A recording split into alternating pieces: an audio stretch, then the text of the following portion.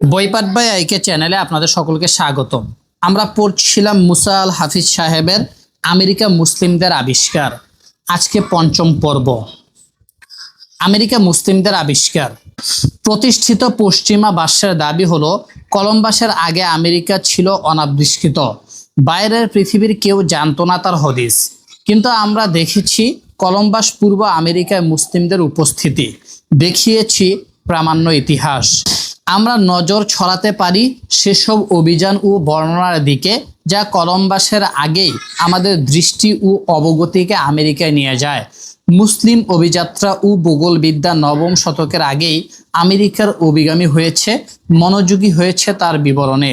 ইউরোপে যখন গভীর অন্ধকারের রাজত্ব, বিদ্যা শিক্ষা ও ভূগোল চর্চার বালাই নেই, তখন আটলান্টিকের পশ্চিমে দুঃসাহসী সমুদ্র যাত্রায় নেমে গেছেন আরব মূর অভিযাত্রীরা।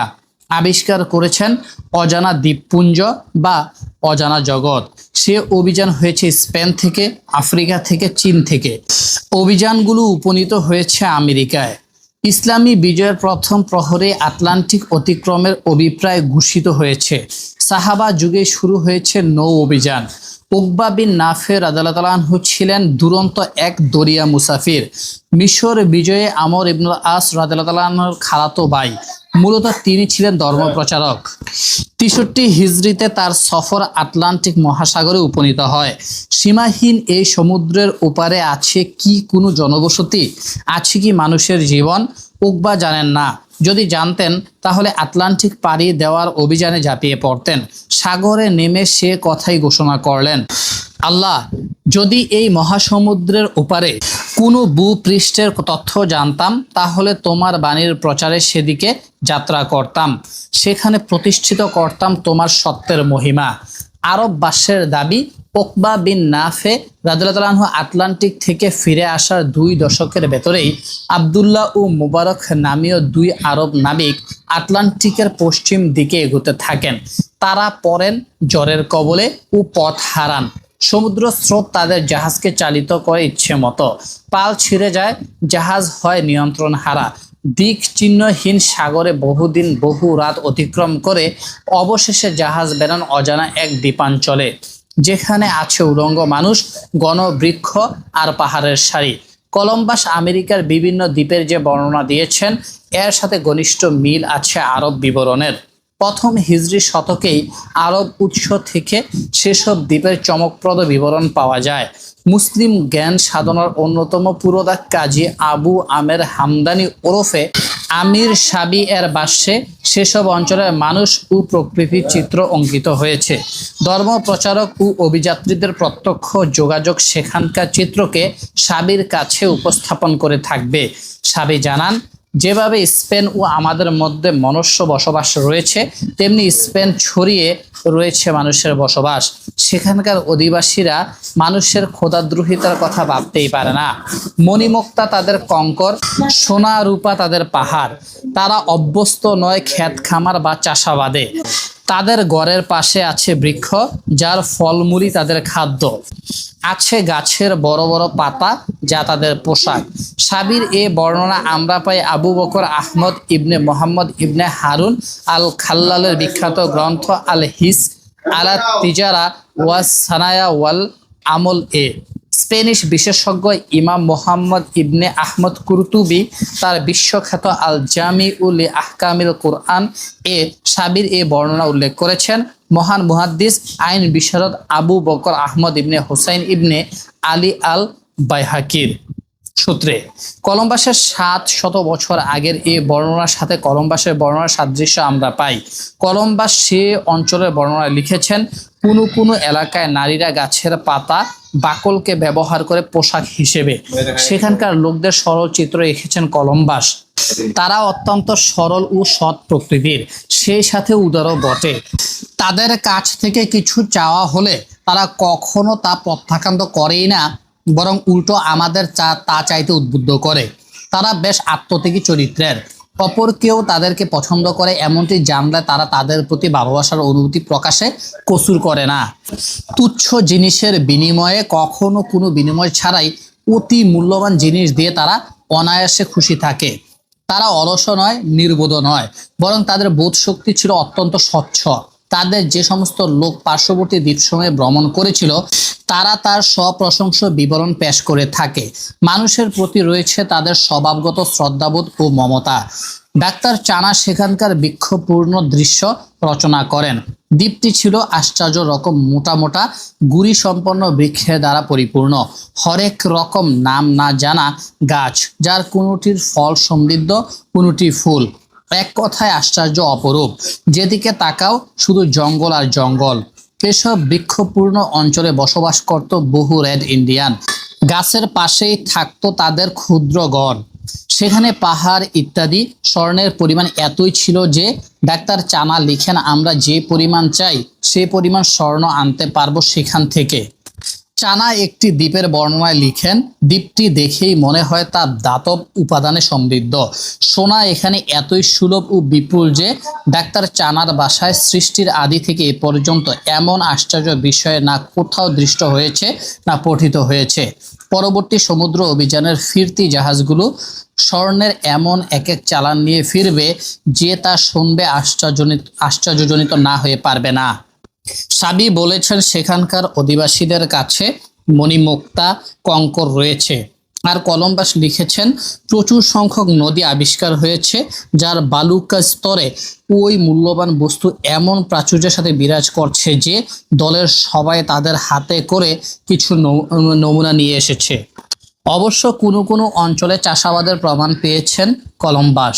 সাবির বর্ণনার সাথে এর কোনো বিরোধ নেই, কারণ অধিকাংশ এলাকায় কোনো চাষাবাদের আলামত লক্ষ্য করা যায়নি। কলম্বাসের বিবরণ বিস্তারিত। সাবি বলেছেন দুই কথায়। সাবির কাছে যে বর্ণনা পাই হিজরি প্রথম বর্ষে, তা রচনা করে অনুসন্ধান ও বিবরণের ধারাবাহিকতা। এ ধারাবাহিকতায় প্রধানত যুক্ত থেকেছেন আফ্রিকান ও আন্দালুসীয় ভূগোলবিদরা, যাদের বিবরণ আরদে মজহুলকে উন্মোচন করেছে নানাভাবে। জ্ঞান বিজ্ঞানে মুসলিমদের বাটার যুগেও এই ধারাবাহিকতায় ছেদ পড়েনি। আরদে মজহুল বা অজানা জগতের একটি চিত্র আমরা দেখতে পারি সেকালের ইবনুল ওয়ার্দির রচনায়। খারিদাতুল আজাইব ওয়া ফারিদাতুল গারাইব নামক গ্রন্থে আটলান্টিকের পশ্চিম অঞ্চলের বিবরণ দিয়েছেন তিনি। সেখানকার দ্বীপ সমূহের বর্ণনা তুলে ধরেছেন। একটি অধ্যায় দাঁড় করিয়েছেন ফাসলুন ফি বাহরিজ জুলুমাতি ওয়া হুই আল বাহরুল মুহিতুল গারবিয়া নামে। সেখানে বলেছেন ক্যানারি দ্বীপপুঞ্জের কথা, আউস দ্বীপপুঞ্জের কথা, বলেছেন রুখ দ্বীপপুঞ্জ, সা আলী দ্বীপপুঞ্জ, কুরুদ দ্বীপপুঞ্জ, আরার দ্বীপপুঞ্জ এবং কলহাদ দ্বীপপুঞ্জের কথা। ক্যানারি ছাড়া অন্য সব দ্বীপপুঞ্জ তার প্রাচীন নাম হারিয়েছে। ওয়ার্দি বর্ণিত নামগুলো ছিল আরবি। কলম্বাস এসবের নাম পরিবর্তন করে দিয়েছেন নতুন নাম, বুলিয়ে দিতে চেয়েছেন তার অতীতকে এবং স্বীকার করেছেন দ্বীপসমূহের নাম পাল্টে দেওয়ার কথা। আটলান্টিকের পশ্চিম উপকূলবর্তী এসব আমেরিকান দ্বীপ ও তার অধিবাসীদের সম্পর্কে ওয়ার্দির বিবরণ চমকপ্রদ। সেখানকার অধিবাসীদের চেহারা পোড়া বাঁশের মতো, দাঁত লম্বা, চোখ বিজলির মতো। রয়েছে বহু মানুষ মানুষের মতোই, কিন্তু তাদের চেহারা দেখতে চতুষ্পদ প্রাণীর মতো। কলম্বাসের বর্ণনার সাথে এর মিল ব্যাপক। কলম্বাস সেখানকার আদিবাসীদেরকে অবহিত করেছিলেন রেড ইন্ডিয়ান নামে, কারণ তাদের চেহারা ছিল লালচে, পুরা বাঁশ যেমনটি হয়ে থাকে।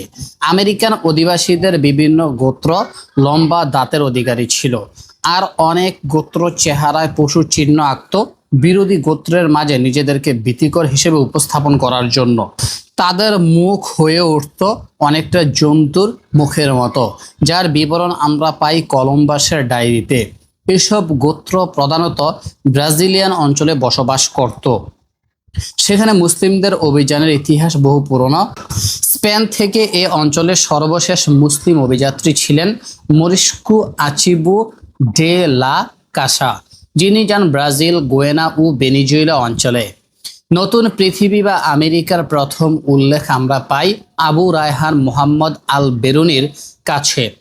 11 শতকের এই ভূগোলবিদ জ্যোতির্বিদ্যা, পর্যটন, ভাষাতত্ত্ব, ইতিহাস সহ বিজ্ঞানের বহু শাখায় অগ্রণী অবদান রেখেছেন। প্রফেসর মেপাও তাকে পৃথিবীর সর্বশ্রেষ্ঠ জ্ঞানী বলে অভিহিত করেন। আমেরিকার বিখ্যাত ঐতিহাসিক এস ফ্রেডরিক স্টার আল বেরুনিকে আমেরিকার আবিষ্কারের জনক বলে অভিহিত করেছেন। যুক্তরাষ্ট্রের নাগরিক এই গবেষক রাশিয়া ইউরেশিয়া গবেষক হিসেবে বিশ্বজুড়ে বরেণ্য। সেন্ট্রাল এশিয়া ককেশাস ইনস্টিটিউটের প্রতিষ্ঠাতা তিনি। বই লিখেছেন 20টিরও বেশি। তার গবেষণা নিবন্ধ 250-এর উপরে। তার বিখ্যাত হিস্ট্রি টুডে 63 নম্বর ভলিউমে so who did discover America একটি বিখ্যাত রচনা। এতে তিনি এ বিষয়ে সংক্ষেপে লেখেন, Abu Rayhan an Islamic scholar from Central Asia may have discovered the new world centuries before Columbus without leaving his study. স্টার্কের গবেষণা বিশ্বজুড়ে তৈরি করে সারা বিভিন্ন আন্তর্জাতিক মিডিয়ায় এ নিয়ে প্রকাশিত হয় প্রতিবেদন। দ্য এক্সপ্রেস ট্রিবিউন ওয়ার্ল্ড পত্রিকায় 2014 সালের 10 জানুয়ারি new researches Al Biruni may have discovered America নামে প্রতিবেদন প্রকাশ করে। এতে স্পষ্ট লেখা হয়, latest researches show that Central Asian Muslim scholar Abu Rayhan Al Biruni discovered the Americans 100 of years prior to Christopher Columbus, the Spanish explorer who has always been credited with the discovery.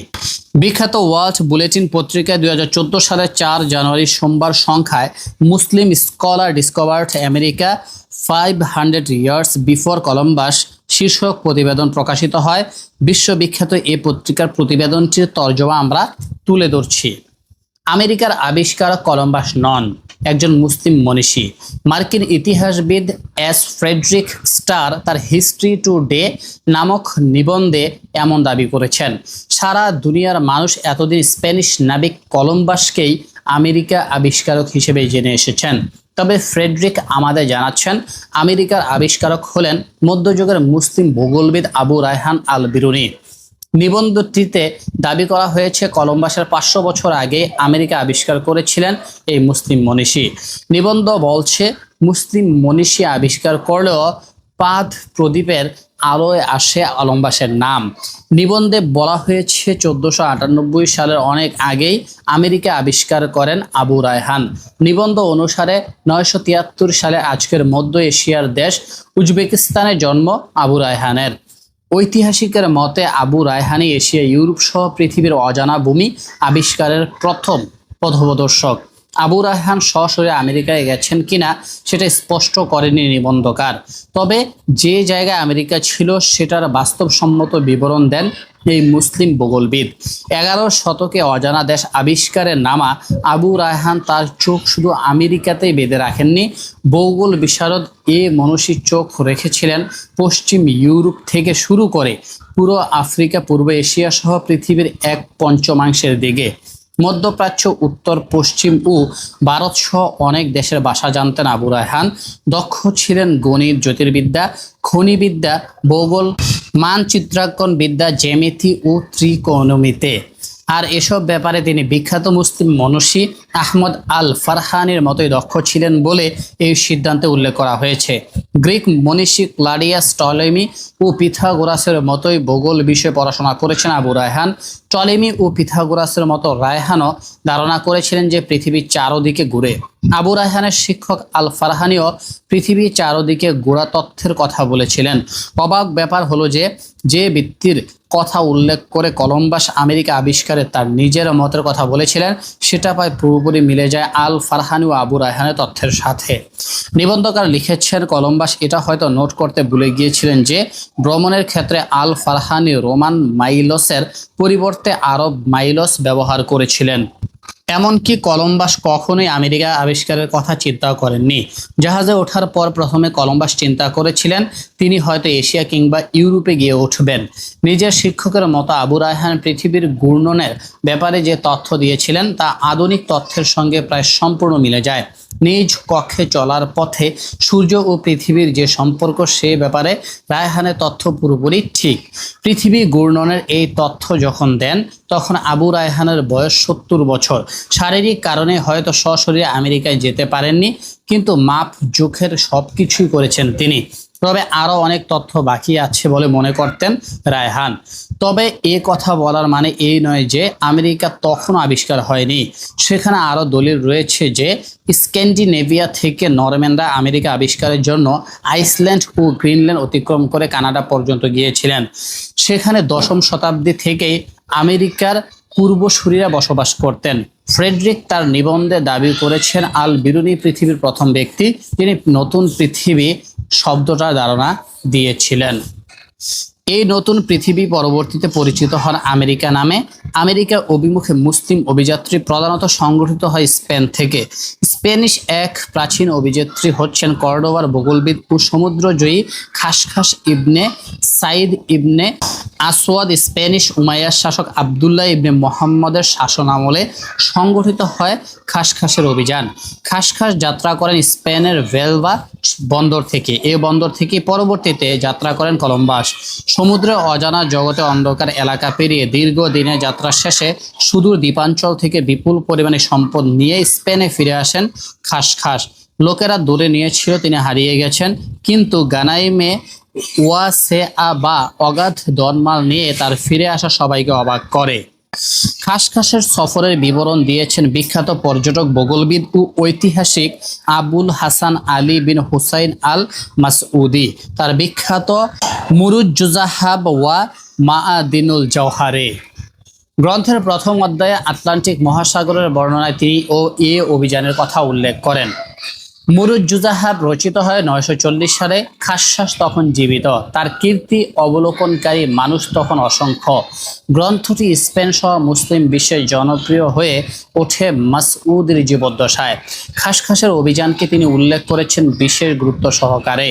এতে বোঝা যায় অভিযানটি এতই বিখ্যাত ছিল যে তার আলোচনা স্পেনের সীমানা পেরিয়ে অল্প দিনেই ছড়িয়ে পড়ে সভ্য বিশ্বের অন্যান্য কেন্দ্রেও। তৎকালীন বিশ্বের শ্রেষ্ঠ সমুদ্রতাত্ত্বিক ও ভূগোলবিদকেও যা আলোড়িত করে।